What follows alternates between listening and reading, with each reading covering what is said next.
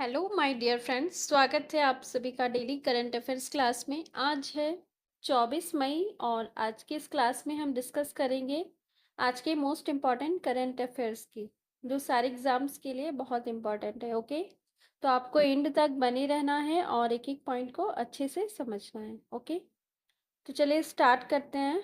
First one is, in a bold step toward futuristic defense capabilities, US President Donald Trump has announced the development of a revolutionary missile defense system dubbed the Golden Dome. Estimated at an initial cost of $175 billion, with long-term projections crossing $500 billion. The Golden Dome aims to provide a multi-layered shield against missile threats, including those originating from space.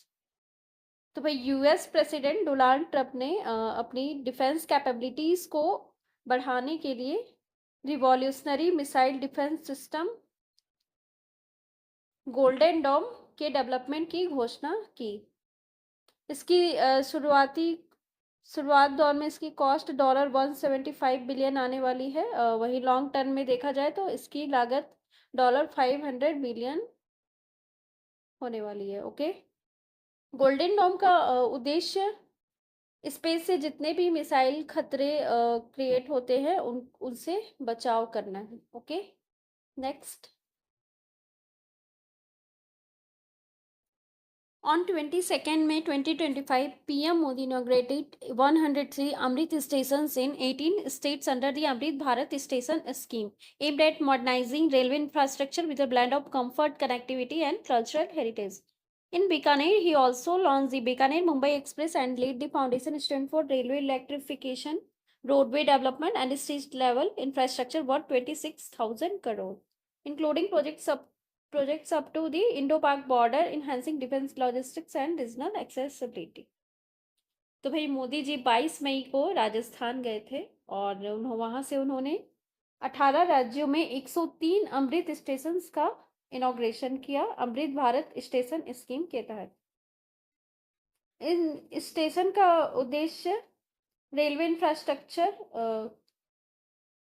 को modernise करना है और यात्रियों के comfort, connectivity को और बेहतर बनाना है और साथ ही कल्चरल हेरिटेज को मॉडर्नाइज वे में प्रेजेंट करना है। साथ ही उन्होंने बीकानेर में बीकानेर मुंबई एक्सप्रेस लॉन्च किया और वहाँ पर उन्होंने railway electrification, roadway development, state level infrastructure, Indo पाक बॉर्डर प्रोजेक्ट्स की नींव रखी और जिसकी लागत 26,000 करोड़ आने वाली है। Okay, next.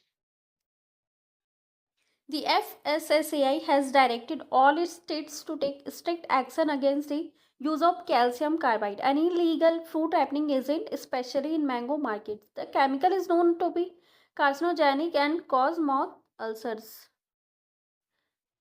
The regulator has called for enhanced inspections, public awareness, and the promotion of safe alternatives like ethylene gas.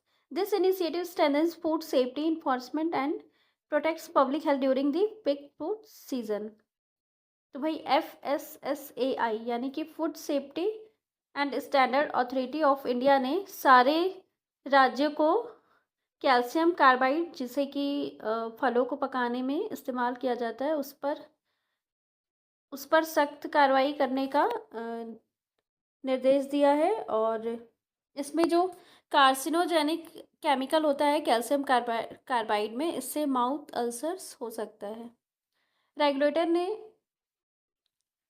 Inspection को और ज़्यादा से ज़्यादा बढ़ाने, पब्लिक को अवेयर करने और उसके कैल्शियम कार्बाइड की जगह पर सेफ अल्टरनेटिव्स एथिलीन गैस के इस्तेमाल करने को कहा है। उम्मीद करते हैं कि इस कदम से अभी इस पिक फ्रूट सीज़न में फूड सेफ्टी को प्रमोट किया जा सकेगा और पब्लिक हेल्थ को प्रोटेक्ट किया जा सकेगा। Okay, next. The Department of Telecommunications has launched the Financial Fraud Risk Indicator to tackle rising incidents of cyber fraud associated with UPI transactions. Integrated into the digital intelligence platform, the FRI classifies mobile numbers as medium, high, or very high risk based on inputs from cyber crime portals, banks and financial institutions. तो भाई UPI transactions में cyber fraud के बढ़ते incidents को देखते हुए department of telecommunication ने financial fraud risk indicator launch किया है। इसे डिजिटल इंटेलिजेंस प्लेटफॉर्म में इंटीग्रेट किया गया है और यह साइबर क्राइम पोर्टल्स, बैंक्स और फाइनेंशियल इंस्टीट्यूशन से जो इनपुट्स मिलते हैं उस बेसिस पर मोबाइल नंबर्स को मीडियम, हाई और वेरी हाई रिस्क में क्लासीफाई करता है। Okay, next. Morgan Stanley has increased India's GDP growth forecast to 6.2% for financial year 26 and 6.5% for financial year 27, driven by robust domestic demand, rising urban and rural consumption, and strong public capital expenditure. The report highlights the stability of macroeconomic fundamentals, expected policy easing by the RBI, and the positive impact of reduced global trade tensions on India's external outlook. तो भाई Morgan Stanley की एक report आई है, उसके मुताबिक उन्होंने भारत की GDP growth forecast को अब इंक्रीज करके 6.2% कर दिया है फाइनेंशियल ईयर 26 के लिए। वही फाइनेंशियल ईयर 27 में 6.5% का अनुमान लगाया है। यह भारत की robust domestic demand, rising urban and rural consumption और स्ट्रॉन्ग पब्लिक कैपिटल एक्सपेंडिचर को दर्शाता है। उस रिपोर्ट में भारत की मैक्रो इकोनॉमिक फंडामेंटल्स की स्टेबिलिटी यानी कि स्थिरता और आरबीआई की पॉलिसी ईजिंग की एक्सपेक्टेशन और ग्लोबल ट्रेड टेंशंस में कमी के कारण भारत के एक्सटर्नल आउटलुक में पॉजिटिव इम्पैक्ट्स को भी हाईलाइट किया गया है। Okay, next. Tottenham Hotspur created history by winning the 2025 UEFA Europa League final against Manchester United with a 1-0 victory. Brennan Johnson scored the decisive goal while a stunning goal line clearance by Mickey Van de Ven and crucial saves from goalkeeper Vicario sealed the win. After 17 years without a trophy, Spurs have now secured a spot in next season's Champions League. तो भाई Tottenham Hotspur ने UEFA Europa league title अपने नाम किया और उसने Manchester United को defeat किया। इसी के साथ अब स्पर्स नेक्स्ट चैंपियंस लीग जो होंगे उसमें अपनी जगह सिक्योर कर ली है। Okay, next.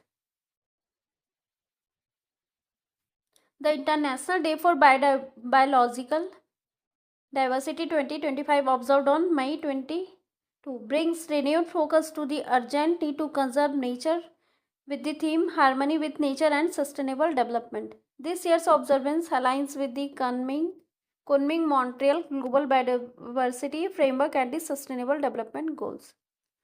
तो भाई हम लोग 22 मई को international day for biological diversity international day for biological diversity observe करते हैं। यह प्रकृति को बचाने के लिए तत्कालीन आवश्यकता की ओर लोगों का ध्यान केंद्रित करता है और इसी के साथ इसकी थीम इसकी रही harmony with nature and sustainable development. और इस साल की जो ऑब्जर्वेंस रही वो Kunming mountain global biodiversity framework और सस्टेनेबल डेवलपमेंट गोल्स के साथ अलाइन थी। Okay, next. Dr. Saroj Ghosh, the visionary pioneer of India's science museum movement, passed away on May 17, 2025. As the founding Director General of NCSM, he was instrumental in creating a decentralized network of science centers to promote scientific temper and informal education across the country. His post-retirement work on landmark institutions like the Parliament Museum and the Rashtrapati Bhavan Museum solidified his legacy. The NCSM, under the Ministry of Culture, remains committed to carrying forward his mission of democratizing science in India. तो भाई doctor Saroj Ghosh जो कि science, India के science museum movement के एक visionary Pioneer थे, उनकी 17 मई को डेथ हो गई। जैसा कि वो NCSM के डायरेक्टर जनरल थे, उन्होंने भारत में अनौपचारिक विज्ञान शिक्षा में क्रांति ला दी थी, जिससे कि देश भर में विज्ञान केंद्र में साइंस सेंटर्स में एक मजबूत नेटवर्क की नींव रखी गई। उन्होंने अपने रिटायरमेंट के बाद लैंडमार्क इंस्टीट्यूशन जैसे पार्लियामेंट म्यूजियम और राष्ट्रपति भवन म्यूजियम जैसे क्षेत्रों में अपना खास योगदान दिया था। ओके,